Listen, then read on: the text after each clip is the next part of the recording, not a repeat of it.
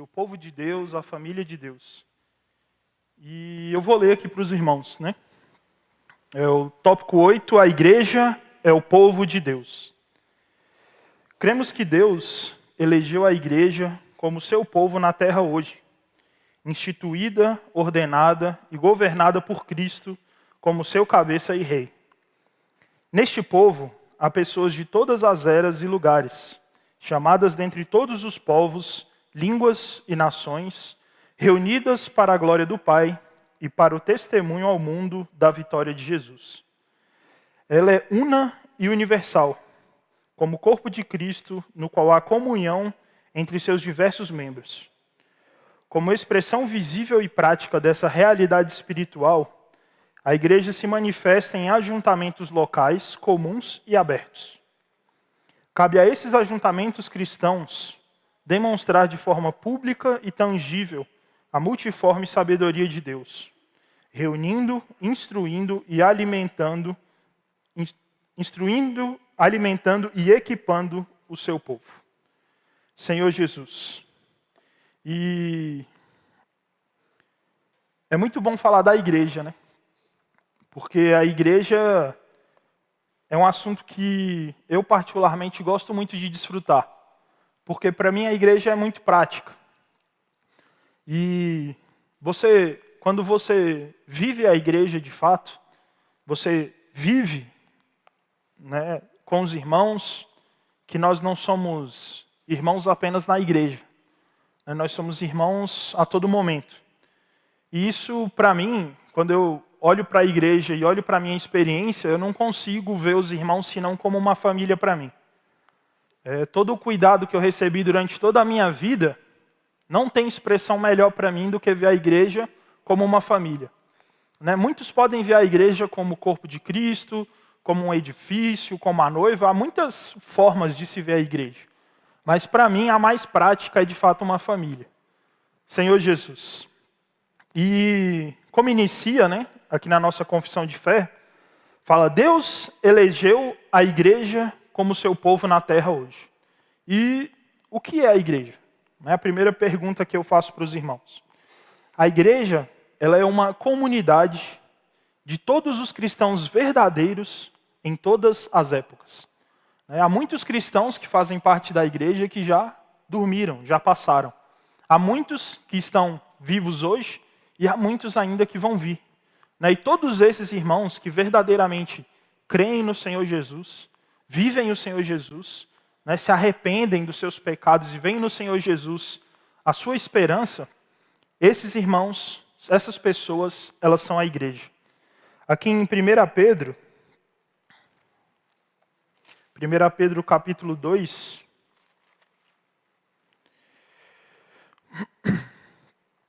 eu vou ler com os irmãos do 1 até o 10.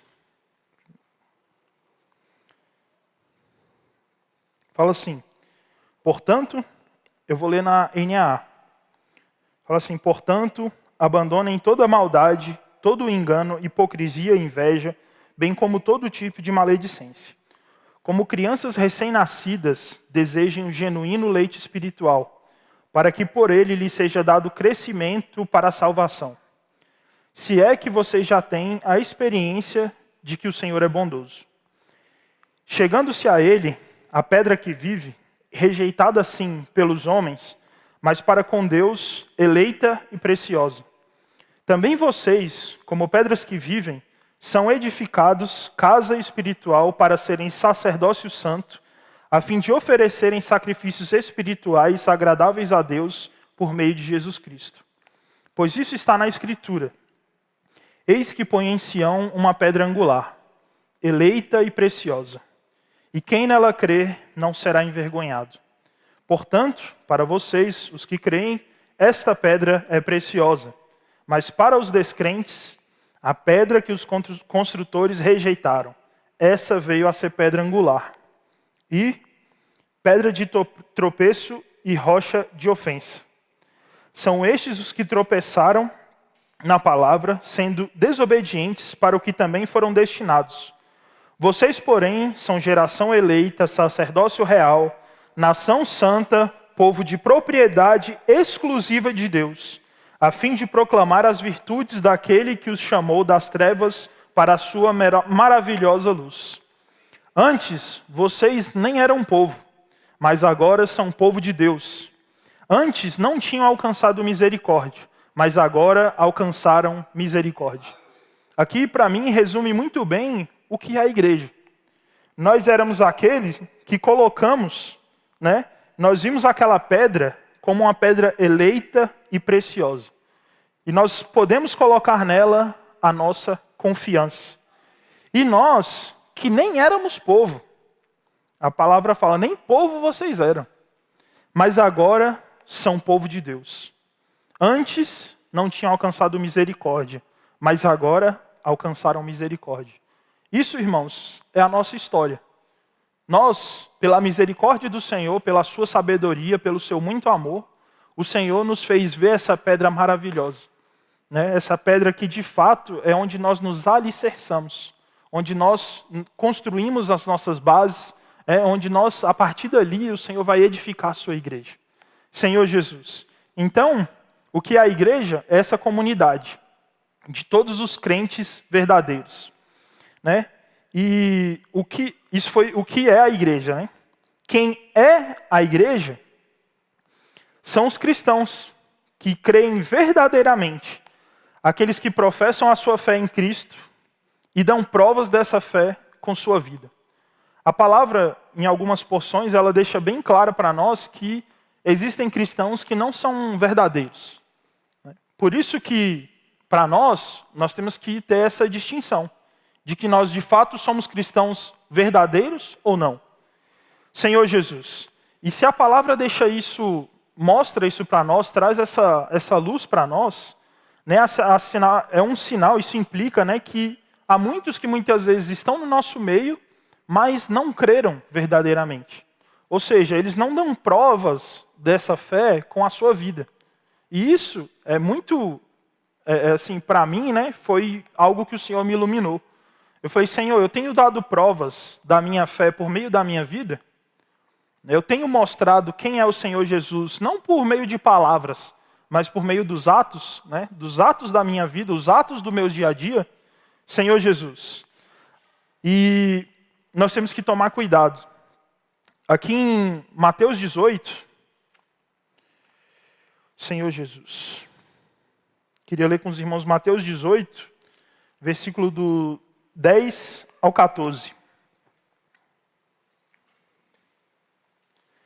Fala assim: fiquem atentos para não desprezarem nenhum desses pequeninos, porque eu afirmo a vocês que os anjos deles lá nos céus veem incessantemente a face de meu Pai Celeste, porque o Filho do Homem veio salvar o que estava perdido.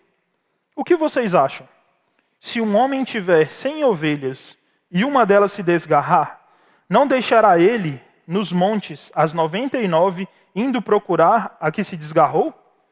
E se consegue encontrá-la, em verdade lhes digo que ficará mais alegre por causa desta do que pelas 99 que não se desgarraram. Assim, não é da vontade do Pai de vocês, que está nos céus, que se perca um só desses pequeninos. Senhor Jesus, tem uma... olhando, quando eu estava desfrutando da mensagem, eu vi que é muito fácil para nós olhar aqui e falar quem é a igreja. Mas a igreja não se limita a você e eu. E a igreja não se limita também àqueles que estão congregando, com aqueles que estão debaixo da luz do Senhor, aqueles que estão desfrutando do Senhor, mas como a palavra fala, àqueles que estão desgarrados. E na hora sempre vem à minha memória: poxa, o Senhor tem me mantido na igreja pela sua misericórdia. Há muitos que iniciaram comigo quando eu era criança, quando eu era jovem, adolescente, e hoje não estão aqui. E essas pessoas, muitas delas, são parte do povo de Deus, mas elas não estão aqui. Então, cabe a você e a mim, muitas vezes, ir atrás desses desgarrados, que são parte do povo de Deus. Eles também são a igreja. ainda que numa situação não adequada, essas pessoas fazem parte da igreja. Elas creram no Senhor Jesus, né? Muitas vezes deram testemunho durante muito tempo na sua vida, mas algo aconteceu e essa ovelha se perdeu. E o Senhor Jesus, ele fica alegre mais por essa que volta. Não que o Senhor Jesus não esteja alegre com você e comigo aqui fazendo parte, né, dessa comunidade, desfrutando. Mas quando alguém se arrepende e volta, o Senhor não tem como esconder essa alegria. É notória no rosto do Senhor Jesus a alegria dele. Ó Senhor Jesus. Tem uma frase do Agostinho que fala assim: muitas são as ovelhas do lado de fora, e muitos são os lobos do lado de dentro. E ele fala que nós temos que tomar muito cuidado. Porque se você olha a história da igreja, muitas pessoas que se diziam cristãos, elas, com o passar do tempo, foi mostrado que não eram. Que não conheciam o Senhor Jesus. Que não viram o Senhor Jesus. E que o Senhor Jesus não se mostrou para elas. Então, você e eu temos que conhecer o Senhor Jesus. E não só isso, eu tenho que viver o Senhor Jesus. Oh, Senhor Jesus. E nós vimos o que é a igreja, quem é a igreja, e agora quem governa a igreja. Aqui em Efésios, capítulo 1. Efésios capítulo 1, versículos 22 e 23. Fala assim: e sujeitou todas as coisas debaixo dos pés de Cristo, e, para ser o cabeça sobre todas as coisas, o deu à igreja, a qual é o seu corpo, a plenitude daquele que a tudo preenche, que a tudo enche em todas as coisas.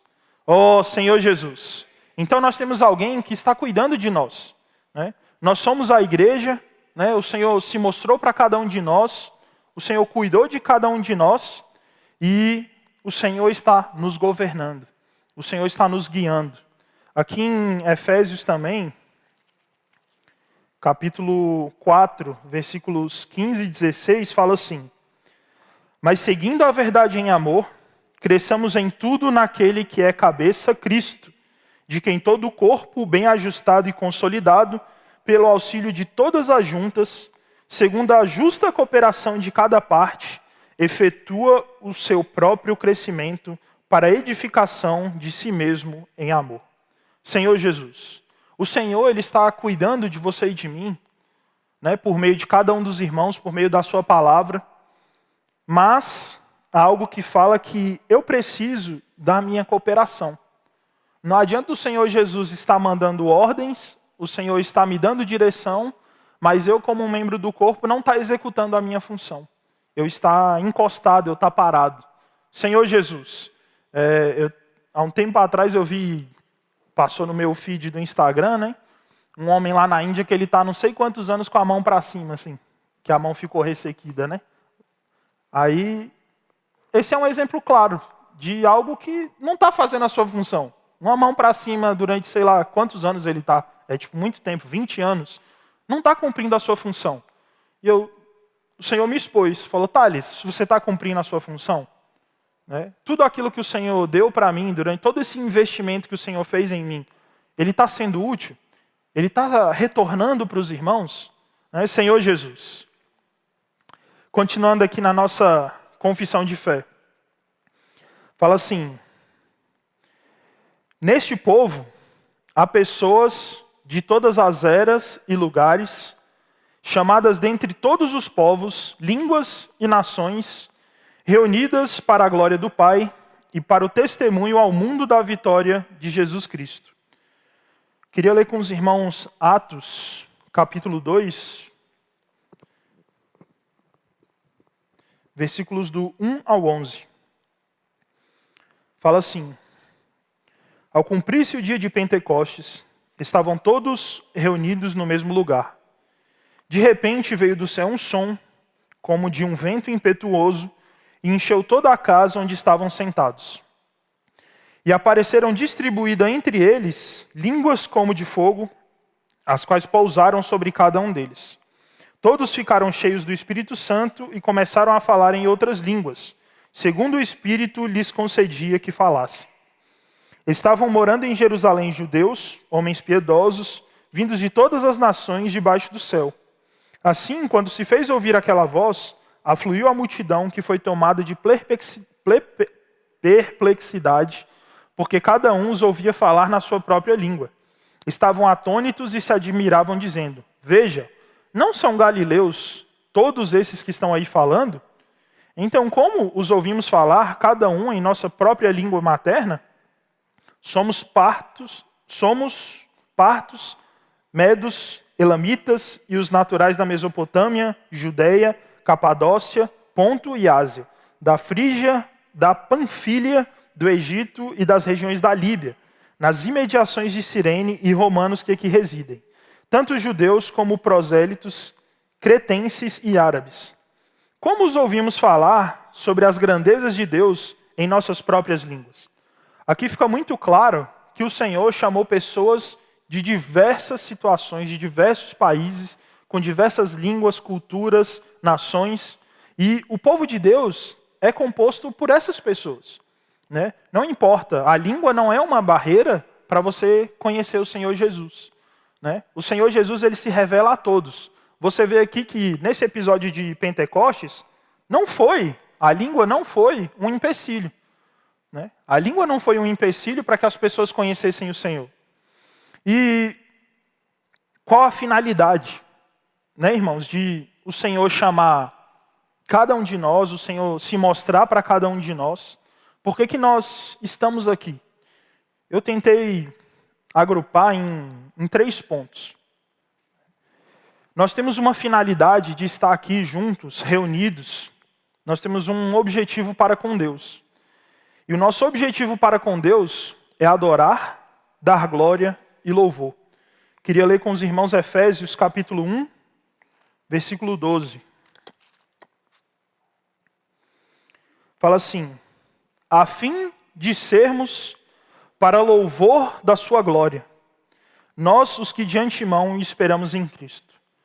Você e eu, nós temos um objetivo para com Deus. Nós temos que louvar a Deus, glorificar a Deus, desfrutar de Deus, louvá-lo em todas as situações da nossa vida. Você e eu temos essa responsabilidade. Você tem que se lembrar do Senhor e você tem que glorificar o Senhor. Você lembra do Senhor, você tem que adorar o Senhor. Você se lembra do Senhor, você tem que louvar o Senhor. Essa é uma das responsabilidades de cada um de nós como igreja. Uma outra responsabilidade que a igreja tem é para com o mundo. E aqui eu separei em mais 3 pontos. A nossa responsabilidade com o mundo, a primeira é de testemunhar a vitória do Senhor Jesus, a pessoa do Senhor Jesus.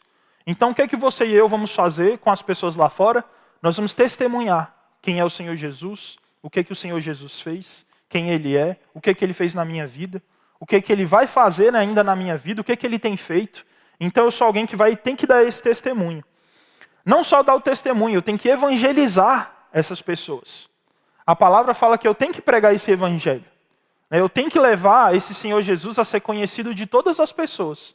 Em todos os meus círculos familiares, ou em todos os meus círculos, seja familiar, seja social, não importa. Eu tenho que levar o Senhor Jesus a ser conhecido. E eu também tenho que, para com o mundo, usar de misericórdia. Porque o Senhor Jesus foi alguém misericordioso. Nós vemos na história do Senhor Jesus, durante os seus 3 anos e meio ali de ministério, que o Senhor curou paralíticos, o Senhor acabou com a fome de muitas pessoas. Então nós, como pessoas que refletem a imagem de Cristo, temos que também de levar essa misericórdia às pessoas do mundo.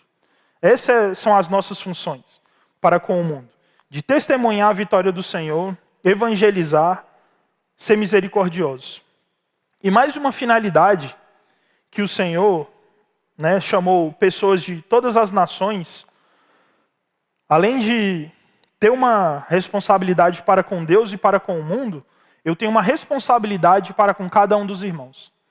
Como igreja, eu sou responsável por cada um de vocês. A gente tem muitas responsabilidades hoje. Eu sempre achei que eu era irresponsável. né? Mas agora eu tenho mais responsabilidade do que nunca, porque a vida dos irmãos é da minha conta, né? Eu tenho que cuidar dos irmãos, eu tenho que me preocupar com os irmãos, eu tenho que orar pelos irmãos, eu tenho que alimentar os irmãos, eu tenho que cuidar dos irmãos. Ou seja, eu tenho mais trabalho do que nunca, né? Antes mesmo de ter uma filha, eu já tinha uma pá de gente para cuidar, né? E nem eu já sabia disso, mas o Senhor veio reforçar, né? Falou, Thales, você tem muita gente para cuidar, né? Uma não tem como você deixar de lado, né? Mas outros também você tem que cuidar. Senhor Jesus. Então, irmãos, nós temos muitas responsabilidades. Continuando a nossa confissão de fé. Oh, Senhor Jesus. A igreja, ela é una e universal. Como corpo de Cristo, no qual há comunhão entre seus diversos membros. Como expressão visível e prática dessa realidade espiritual, a igreja se demonstra de forma pública e tangível a multiforme sabedoria de Deus. A igreja, ela é o povo de Deus. E ela vai se manifestar, como os irmãos bem sabem, de diversas formas. Se estou eu, mais um irmão, nesse local de reuniões, nós somos a igreja. Se estão todos os irmãos aqui comigo, nós somos a igreja. Se estamos as 3 igrejas juntas, reunidas, nós somos a igreja. Se você pega todas as igrejas do Brasil, nós somos a igreja. E se você pega todas as igrejas do mundo, nós somos a igreja. Ou seja, a igreja ela vai ter diversas formas de expressão. Seja ela com 2 ou 3 irmãos, na casa de alguém, né? Ou no mundo inteiro. O Senhor tem a sua forma de ver a sua igreja e dessa igreja se expressar. Por exemplo, aqui em 1 Coríntios, capítulo 16, versículo 19,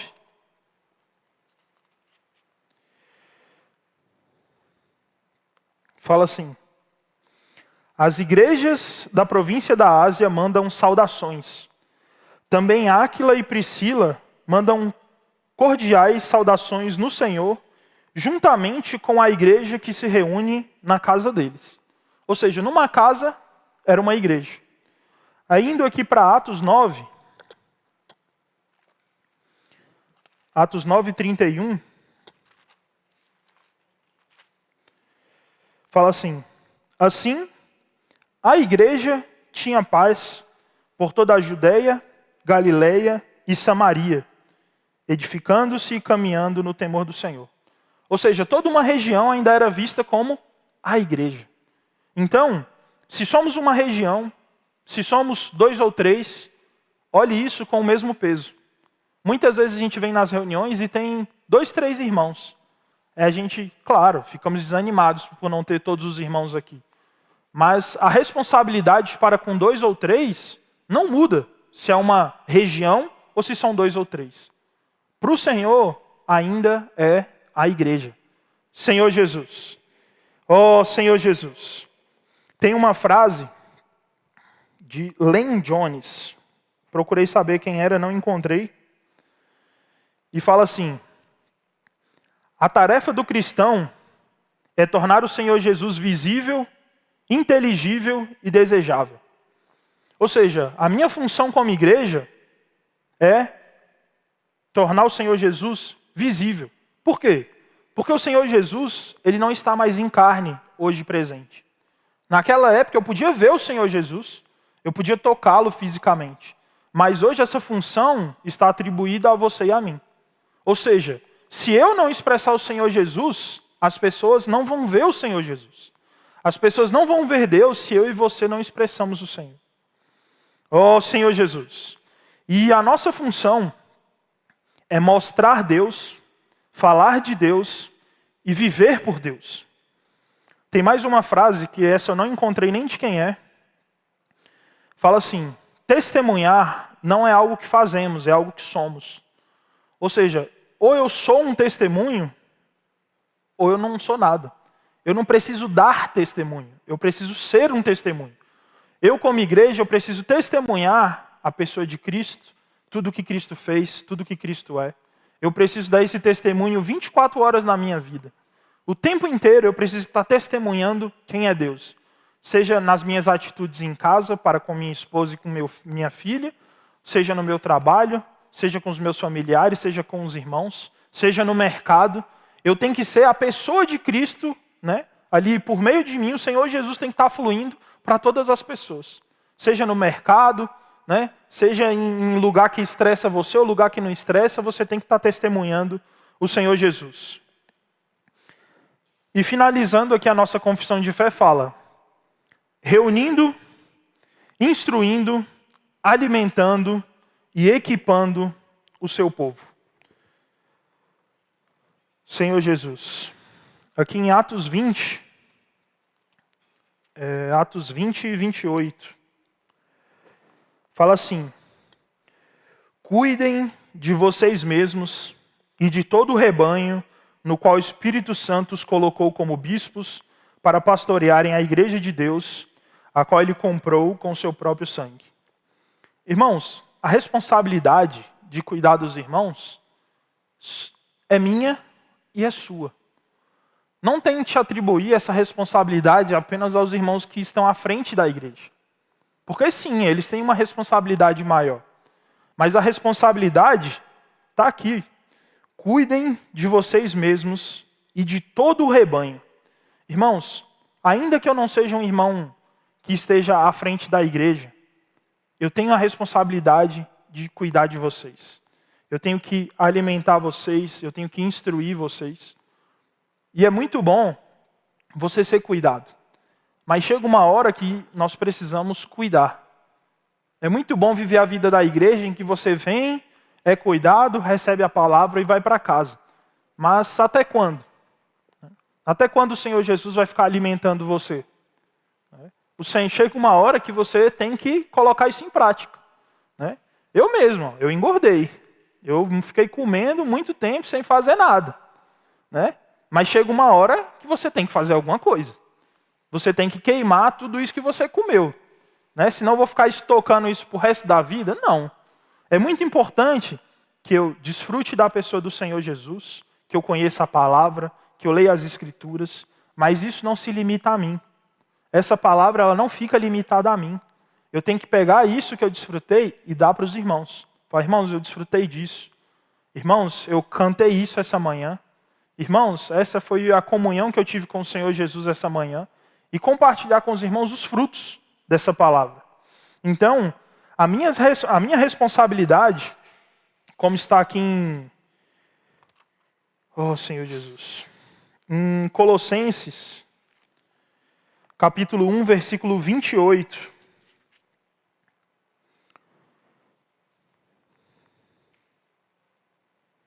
Espera aí que eu estou em Filipenses. Colossenses 1, 28. Este Cristo nós anunciamos, advertindo a todos e ensinando a cada um, em toda a sabedoria, a fim de que apresentemos cada pessoa perfeita em Cristo. E eu fiquei pensando assim, eu falei, rapaz, imagina, né? Chega naquele dia, aí vem o Augusto, aí o Senhor vai olhar assim e falar, Thales, por que o Augusto não está perfeito? Tipo assim, se você olha e fala, uai, e desde quando a responsabilidade é minha? Né? Eu acho que o primeiro pensamento que veio na minha cabeça é essa. Foi, uai, desde quando a responsabilidade do Augusto está perfeita ou não é minha? Entendeu? Você pode cobrar da Rebeca, talvez, mas de mim, né? Não, irmãos. Essa responsabilidade é minha. Eu tenho que apresentar os irmãos perfeitos em Cristo. Essa é uma tarefa que o Senhor me deu. Ou seja, se eu vejo falha nos irmãos e se os irmãos veem falha em mim, irmãos, vamos trabalhar, vamos nos ajustar. Né? É muito difícil você ser trabalhado, mas se os irmãos não falam para mim, o Senhor não me mostra, muitas vezes por meio dos irmãos, onde eu estou errando, eu nunca vou ser trabalhado. Então eu preciso que os irmãos mostrem as minhas imperfeições, para que eu seja trabalhado, para que eu progrida.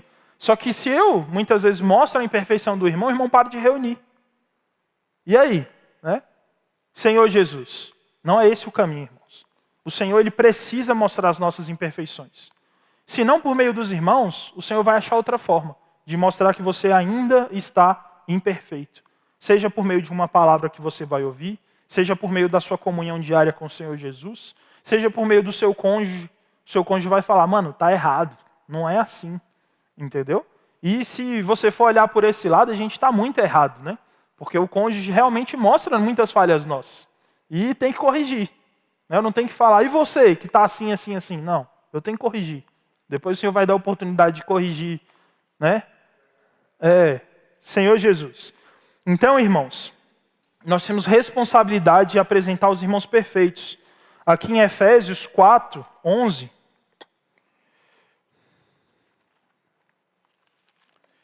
Efésios 4, 11. Senhor Jesus. Eu vou ler do 11 ao 16. Fala assim, e ele mesmo concedeu uns para apóstolos, outros para profetas, outros para evangelistas e outros para pastores e mestres, com vistas ao aperfeiçoamento dos santos para o desempenho do seu serviço, para a edificação do corpo de Cristo, até que todos cheguemos à unidade da fé e do pleno conhecimento do Filho de Deus, ao estado de pessoa madura, à medida da estatura da plenitude de Cristo, para que não mais sejamos como crianças, arrastados pelas ondas e levados de um lado por outro por qualquer vento de doutrina, pela artimanha das pessoas, pela astúcia com que se induzem ao erro. Mas, seguindo a verdade em amor, cresçamos em tudo naquele que é cabeça, Cristo, de quem todo o corpo, bem ajustado e consolidado, pelo auxílio de todas as juntas, segundo a justa cooperação de cada parte, efetua o seu próprio crescimento para a edificação de si mesmo em amor. Irmãos, para que o Senhor Jesus deixou esse tanto de gente junta? Para a gente se ajudar.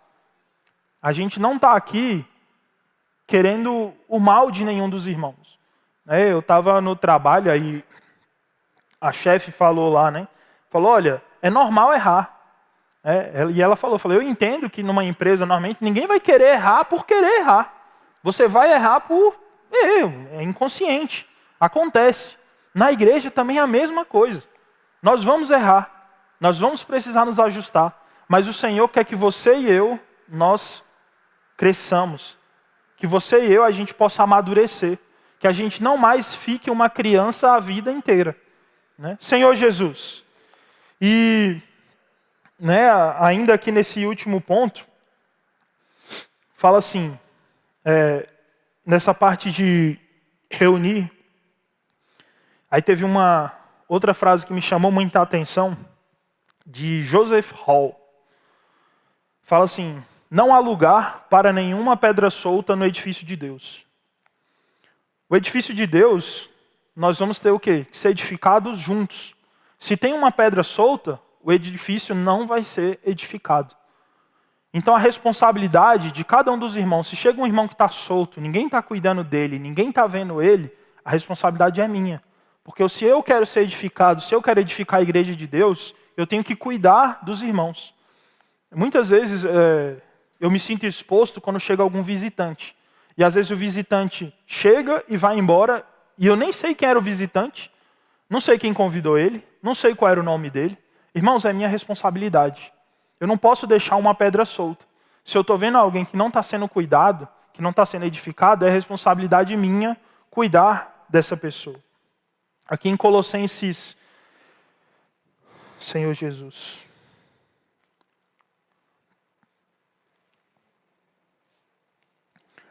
Colossenses 3,16.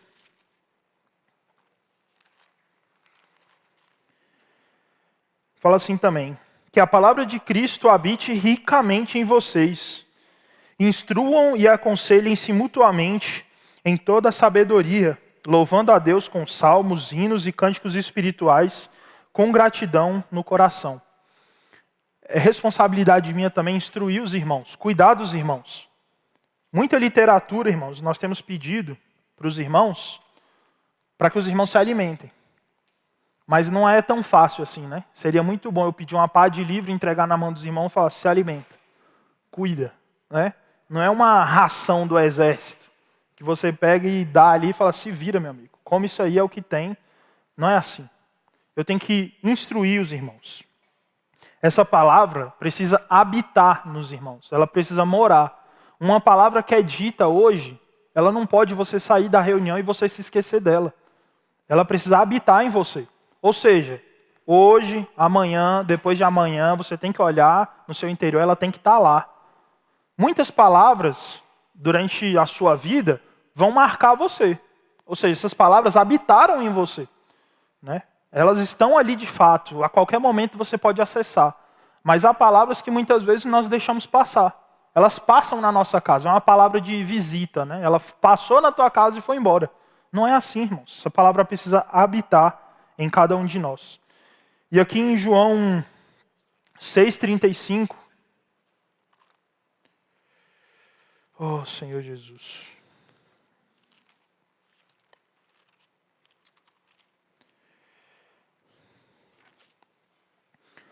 Fala assim, Jesus respondeu, eu sou o pão da vida.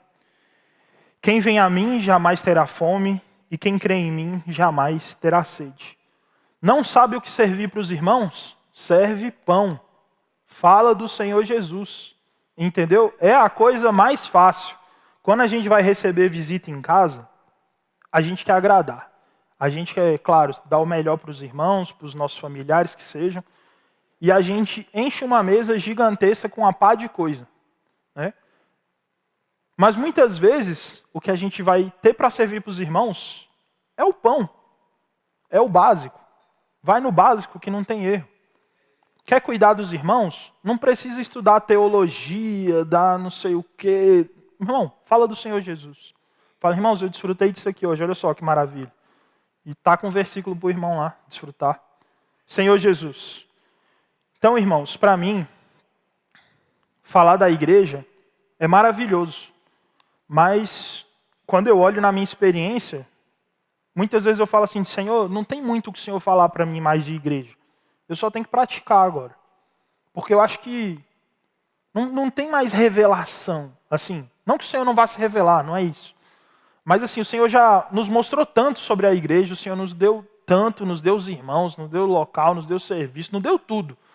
E por que a coisa não anda? Porque eu não estou fazendo a minha parte. Então, que o Senhor Jesus cuide de mim, para que eu possa cuidar melhor dos irmãos, servir melhor os irmãos. Né? E orem por nós também. Orem, não falo por nós que estamos cuidando da igreja, mas ore por cada um dos irmãos aqui. É sua responsabilidade, cada um dos irmãos está aqui no local. Né? Então, o Senhor Jesus, o que me conforta é que Ele não vai cobrar só de mim. Né? Isso tira um pouco do meu peso. Né?